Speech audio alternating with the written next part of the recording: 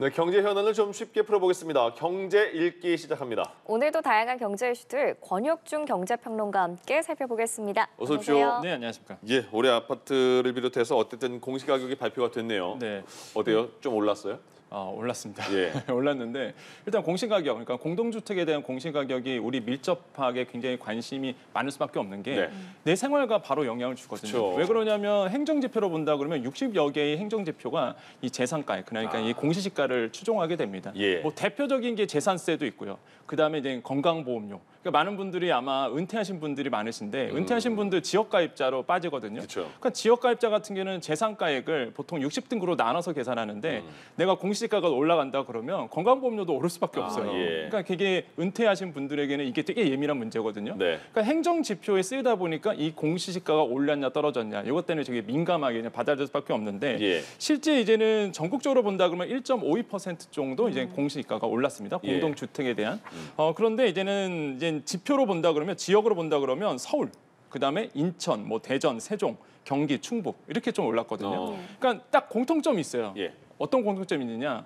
철도입니다. 그러니까 GTX와 관련된 지역, 그러니까 서울, 그다음에 경기, 인천 예. 이쪽은 이제 GTX 때문에도 올랐고, 그다음에 이제 충북이 올랐단 말이에요. 그러니까 많은 분들이 또 의아하세요. 충북이 다른 지역은 다 떨어졌어요. 네. 사실 뭐 부산이라든지 광주는 다 떨어졌는데, 충북은 올랐어요 공시가가. 근데 왜 올랐냐 본다 그러면 그 안에 청주가 있습니다. 네.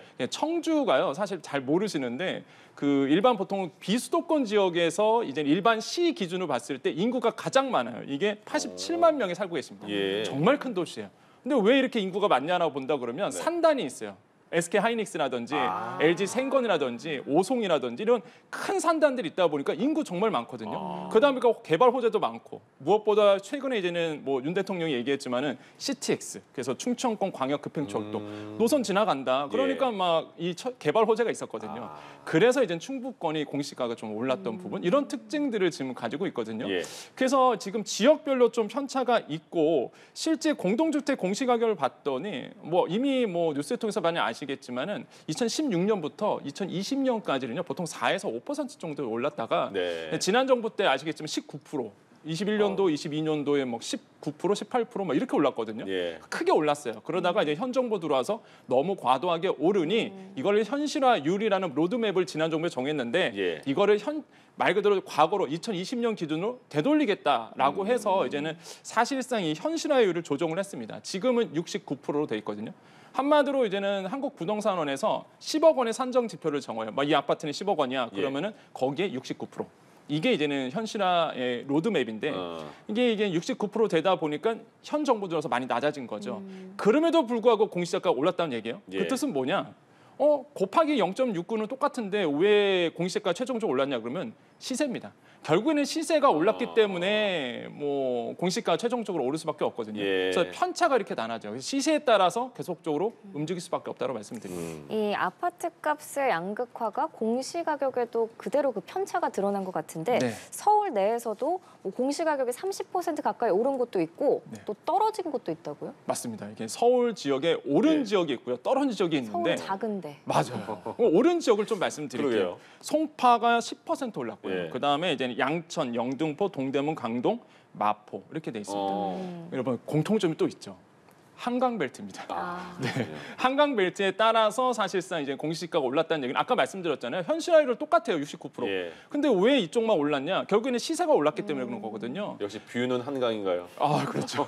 그러다 보니까 한강벨트 라인으로 올랐고, 이번 연도 부동산 시장에서 가장 큰 핵심이 이겁니다. 한강벨트의 인기가 많을 거다. 그러다 보니까 이제는 이런 라인 쪽으로 딱 티가 나거든요, 사실 지역이. 예. 근데 이제 떨어진 지역도 있어요. 뭐 또 노도강이라고 보통 표현을 하죠. 예. 그래서 뭐 노원이라든지 도봉, 강북 같은 경우가 공시가격이 떨어졌습니다. 그러니까 이게 서울 지역 내에서도 양극화가 이제는 일어난다는 거죠. 예. 그래서 이제는 똘똘한 한 채라는 얘기가 있듯이 네. 정말로 이제는 똘똘한 곳으로 이제 이동하는 수요가 좀 많아지고 있다. 이게 고스란히 공시지가, 공동주택 공시가에 잡혔다라는 거죠. 이런 그러네요. 것들은 좀 눈여겨볼 만합니다. 예.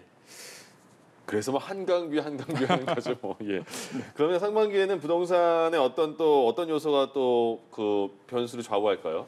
그러니까 부동산 쪽에서 본다 그러면 몇 가지 이제 중요한 이슈가 있는데 첫 번째는 이제 금리의 이제 향배죠. 네. 그러니까 어떻게 금리가 책정될 거냐. 그러면서 이제 금리가 이제 하락하고 본격적으로 이제는 시그널이 나온다 그러면 아마 투자 자산 시장에 먼저 영향을 미쳐요. 이제 증시라든지 네. 코인 시장이겠죠. 그러다가 6개월 후, 과거에는 1년 후였거든요. 예. 근데 요즘은 좀 빨라져 갔고요. 6개월 후에 이제 부동산 시장에 영향을 미치게 됩니다. 그래서 지금은 보면 이제 금리의 향배가 이제는 네. 가장 큰 이슈고 두 번째로는 총선 이후의 부동산 정책이라고 저는 생각을 해봐요. 예. 왜 그러냐면 총선이 있다 보니까 각 양당이 공약을 막 뭐 다 한다고 하잖아요. 하고 있는데 대표적인 게 사실 뭐 김포 쪽이라고 보시면 되겠고 예. 또 한 가지가 계양 쪽입니다. 아시겠지만은 지금 이제 명롱대전이라고 예, 해갖고 뭐 정말 거물급 정치인들이 그렇죠. 공약을 거기서 막 남발하고 예. 있어요. 그래서 지금 뭐 계양 테크노밸리 거 어떻게 하겠다. 그다음에 거기가 원래 철도가 안 들어가거든요. 네. 지하철이 없는데 지하철 놓겠다 지금 뭐 플랜카드 붙여져 있고 예. 난리가 나닙니다 이쪽 지역이. 그러다 보니까 과연 그러면 이 총선 이후에 많은 이제는 정치인들이 내걸었던 공약이 대부분 부동산과 관련된 공약이거든요. 이게 과연 지켜질까? 그러니까요. 예, 이거에 따라서 또 부동산 시장이 또 왔다 갔다 할 수 있다라고 좀 말씀드리겠고 예. 이런 부분들이 지금 좀 영향을 많이 미치고 있다라고 좀 생각을 해보겠습니다. 네. 네, 공시지가 얘기 나눠봤고 자 다음 주제가 저희가 이제 사과 얘기를 안 하면 좀 섭섭한 네. 것 같은데 이 계속 저희가 오른다고만 말했었는데 이 사과랑 배 소매 가격이 조금 떨어졌어요. 얼마나 떨어졌어요? 그러니까 지금 이제 18일 기준으로 좀 말씀드릴게요. 3월 18일 기준으로 사과 10개짜리가 24,128원 정도 합니다. 그러니까 제가 사과를 지난번에 한번 갖고 왔었는데 예, 한 예. 2,400원 정도. 만난이 사과 갖고 왔죠. 만난이 사과. 예, 그렇죠. 못난이 사과. 안 이쁜. 못나지만 맛있으니까 만난이 사과. 네, 예. 맞습니다.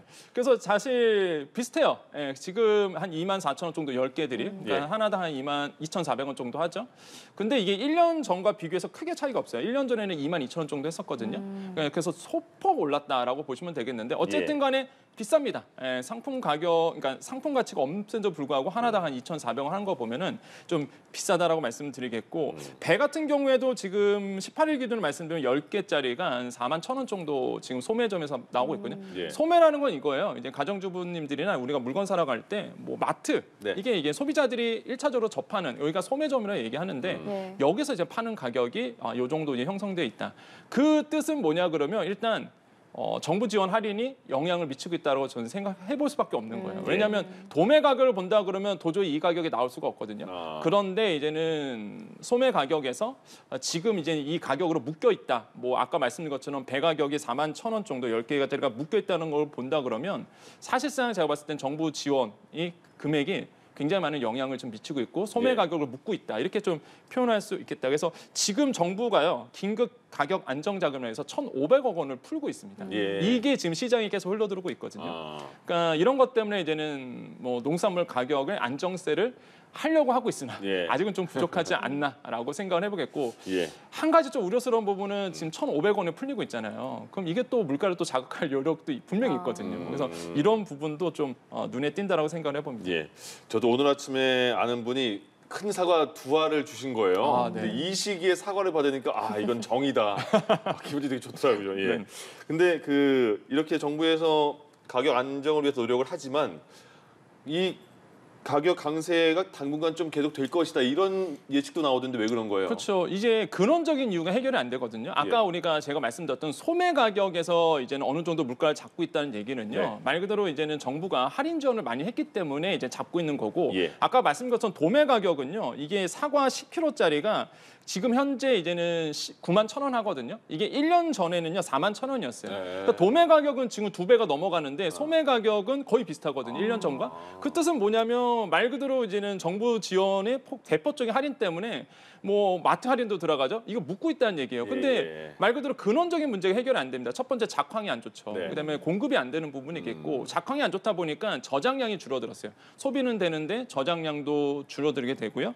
그다음에 이제 하나가 이제 수입이 안 되잖아요. 과일 가격 같은 경우가 높아진 이유가 수입이 안 되다 보니까 대체제가 없어요. 그러다 보니까 이제 높아질 수밖에 없고 그럼 핵과일이 나오기까지는 기다려야 되는데 사과 핵과일 7월, 배 핵과일 8월입니다.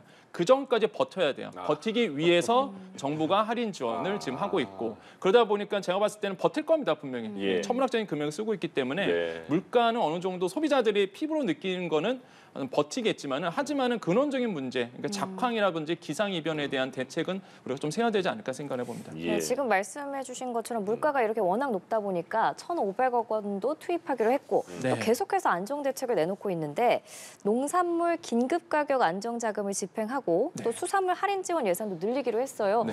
효과는 어떨까요? 저는 효과는 있을 거라고 봐요. 당연히 이제는 금액을 쓰고 있기 때문에 이제 피부로 느끼는 소비자들이 느끼는 가격이 싸지거든요. 일단 어느 정도는 효과가 있겠지만은 물가 측면에서 본다 그러면 지금 물가를 2% 목표치를 잡고 있는데 사실상 물가 2% 잡기는 좀 힘들지 않을까라는 전 생각을 해봅니다. 왜 그러냐면 유가가 지금 다시 한번 높아지고 있어요.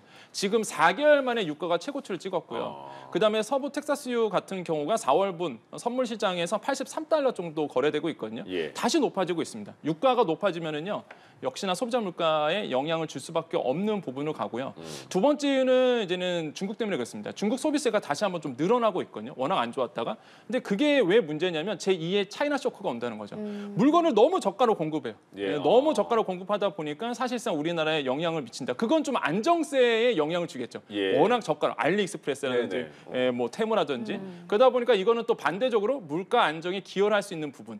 그래서 이게 약간 그 상반된 어떤 요소들이 지금 작용하고 있다. 이런 부분에 대해서는 이제 물가를 조정하는 입장에서는 참 골치 아픈 상황이다라고 생각을 해봅니다. 네, 알겠습니다. 오늘 경제 이슈들 권혁준 경제평론가와 함께 짚어봤습니다. 고맙습니다. 네, 감사합니다.